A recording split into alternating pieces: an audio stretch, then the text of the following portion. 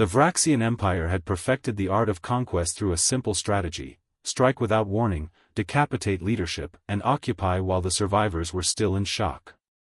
It had worked on 43 worlds. Earth became 44. The antimatter strike vaporized Tokyo in an instant. 12 million lives gone before humanity even knew they weren't alone in the universe. The Vraxian message followed immediately: surrender or more cities will fall. You have 6 hours. General Marcus Webb watched the crater from a satellite feed, his jaw clenched. Around the emergency command center, world leaders sat in stunned silence. 6 hours to surrender or watch more cities die. What do we do? The UN Secretary-General whispered. We have no defense against this. Webb stood slowly. We have exactly one defense: they think they've already won.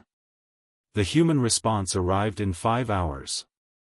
Every nation's leader appeared on the broadcast, and their message was delivered by a Japanese survivor pulled from the rubble, a young woman named Yuki Tanaka whose family had died in the blast. You killed 12 million people to make us afraid, she said, her voice steady despite the tears.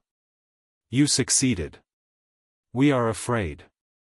But you made one fatal mistake: you assumed fear would make us surrender. The broadcast continued. Humanity accepts your terms.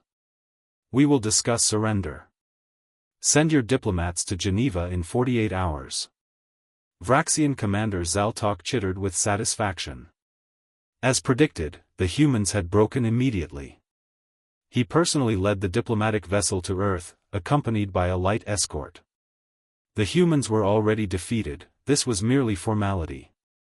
The meeting chamber in Geneva was beautiful, Zaltok noted. Humans had aesthetic sensibilities, at least.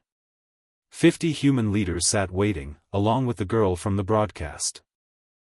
We have prepared the surrender documents, the American president said, sliding a data tablet across the table. Zaltok reached for it. The tablet exploded. It wasn't large, just enough to kill everyone in the room. Just enough to take the Vraxian commander and his entire diplomatic staff.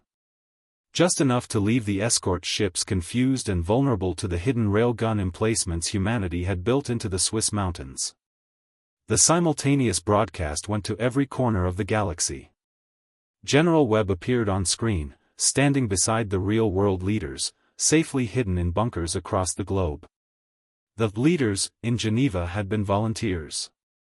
Every single one of them, including Yuki Tanaka, had lost family in Tokyo. You taught us an important lesson, Webb stated coldly. Strike first. Strike without mercy. Strike in ways your enemy doesn't expect. So we did. Your commander is dead. His diplomatic corps is dead. Their escort is debris. And now, you're going to learn what happens when you attack a species that spent 10,000 years perfecting warfare against itself. The Vraxian Empire demanded revenge. They sent their full battle fleet, 200 warships converging on Earth. They found a unified humanity waiting. In 48 hours, every nation had pooled their nuclear arsenals, their weapons technology, their tactical knowledge. They'd studied the Vraxian ships from sensor data. They'd identified weaknesses. They'd prepared.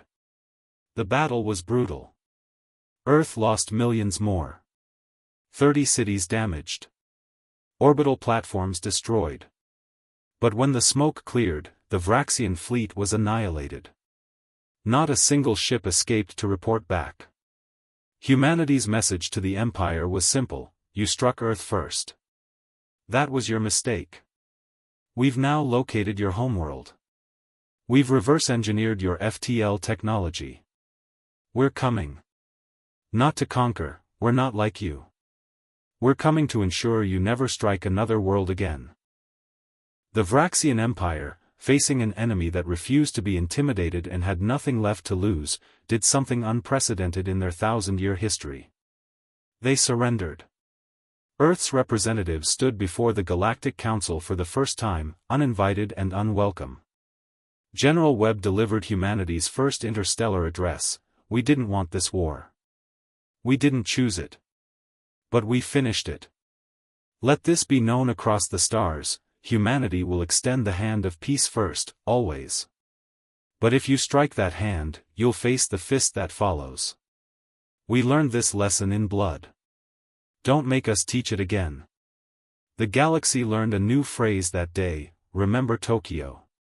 It became a warning whispered across the stars, never strike humanity first, because they will always, always strike last.